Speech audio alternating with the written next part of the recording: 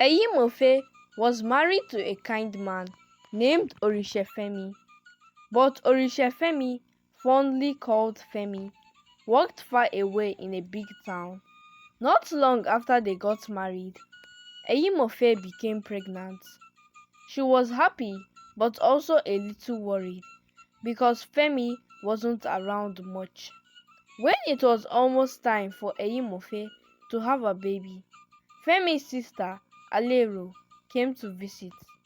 Alero was nice and said, Eyimofe, you should come to my house towards the time you will give birth. I will take care of you and the baby. It will be easier for you if you stay with me. Eyimofe didn't want to go. Her own family was nearby and could help her. But when she told Femi, he said, it will be fine, Eyimofe. My sister will take good care of you and I can visit both of you during the baby's dedication. Even though she was not happy, Eyimofe agreed because Femi wanted her to go. Just before the baby was born, Eyimofe moved to Alero's house. At first, it wasn't too bad, but soon, Eyimofe started to notice something strange. Femi stopped sending her money. Instead, he sent everything to Alero, who made all the decisions. Alero demanded a lot: new curtains, new chairs, and even money to paint her house. All because of the upcoming baby dedication. When Eyimofe asked to go back to her own house, Alero and Femi refused. Femi said, stay with my sister until after the dedication. We will all go back together then. Eyimofe felt trapped but kept quiet because she didn't want to cause trouble. The baby dedication came and went, and still Eyimofe stayed with Alero. For 2 whole years, Eyimofe lived with Alero. During that time, Femi never came to visit, nor did he send her any money. Everything went to his sister Alero, and she made all the rules. One day, Eyimofe had had enough. She sent a message to Femi: I'm going back to our house, or I'll go back to my family. I don't care what you or your sister think. When Femi heard this, he finally opened up to Eyimofe why he wanted her to stay with his sister. Alero had been telling him lies all along. She said Eyimofe wanted to live alone so she could sneak around with other men. Femi believed his sister and thought he was keeping Eyimofe safe by leaving her with Alero. Eyimofe was furious but also heartbroken. She gave Femi 2 weeks to come and take her and the baby back to their own home. If you don't come, I will leave by myself, she said. 2 weeks passed, just like Eyimofe said. Femi didn't come. Eyimofe packed her things and with her baby left Alero's house.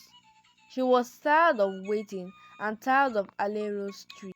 She returned to her family's house where she felt safe.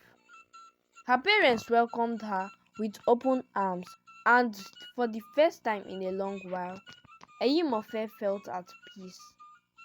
She stayed with her family for 1 month. During that time, Femi didn't say a word. Then one afternoon, Femi finally arrived. It was the first time he had come to see Eyimofe and their baby in 2 years. He apologized for not coming sooner, but Eyimofe didn't feel like celebrating his return. She was still hot. To make things right, Femi rented a new apartment for Eyimofe and the baby. You can stay here, he said. I'll be back soon. He stayed with them for a few weeks, trying to make everything seem normal again. But deep down, Eyimofe knew things weren't the same. Femi still went back to his job, leaving her and the baby behind. Meanwhile, Alero was furious. She had always controlled the money her brother sent. And now Eyimofe had ruined everything. Alero had no way to get more money, and her brother no longer listened to her like he used to. She thinks she's won, Alero muttered to herself. But I will show her. She cannot just walk away like that. Alero was determined to make Eyimofe pay for standing up to her. She started making plans, vowing to cause trouble for Eyimofe and take back her control over Femi. Years passed, and Femi stayed away from his family. For 9 long years, he never visited Eyimofe or their daughter, who was now 11 years old. He spoke to them on the phone and sent money for rent, food, and school, but he never came to see them, even though he worked in a neighboring state. Eyimofe tried many times to get him to visit, but all her efforts were in vain. Feeling frustrated and hurt, Eyimofe decided it was time to move on with her life. She applied for a job in another town and with her daughter moved to a new place. There she started a new chapter and soon met a wealthy widower named Aboyowa, who had 2 children of his own. Aboyowa was kind and supportive, and he showed genuine interest in Eyimofe. Aboyowa proposed marriage, and Eyimofe felt hopeful about her future.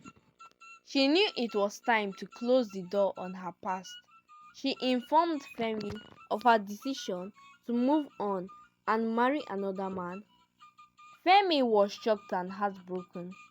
He pleaded with Eyimofe, asking for another chance and promising to make things right. But Eyimofe was resolute. Femi, she said firmly, it took you 11 years to come back to your senses. It's too late now. I have found happiness and stability with someone who values me and my daughter. Femi was shattered. He had spent years away from his family, convinced by Alero's deceitful lies. As he tried desperately to find a way to bring Eyimofe back, he realized it was too late. Eyimofe had returned her bride price and married Aboyowa, starting a new life. Confused and heartbroken, Femi demanded Eyimofe's new address, but Eyimofe refused to share it. She had moved on, and she did not want any more trouble from Femi. Femi was left to wander aimlessly, regretting the lost years and the pain he had caused. As time passed, Femi's other family members began to see the truth. They confronted Alero, accusing her of fulfilling her promise to ruin Femi's family. Femi remembered all the lies Alero had told him, that Eyimofe used charms to control him, that she was seeing other men, and that she had HIV. Alero had even sent Femi a fake HIV test result bearing Eyimofe's name, convincing him to stay away for fear of catching the virus. Now Femi knew it was all lies. Alero had manipulated him, and he blamed himself for not discussing his fears with Eyimofe. Alero had convinced him to keep everything a secret, leading him to trust her over his own wife. Femi was filled with regret, realizing too late that he should have trusted and communicated with Eyimofe instead of listening to Alero's falsehoods.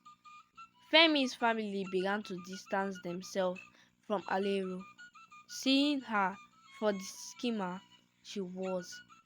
Femi was left to rebuild his life, knowing that he has lost his family because of his own mistakes and Alero's wickedness. From this story, it is clear that trust and communication are essential in any relationship. Listening to deceitful people can lead to heartbreaking consequences. It's important to seek the truth and address issues directly rather than relying on others who might have hidden agendas. This is Umma's story time. Thanks for watching. Please subscribe. I am Amarachi Ihoma, the young storyteller.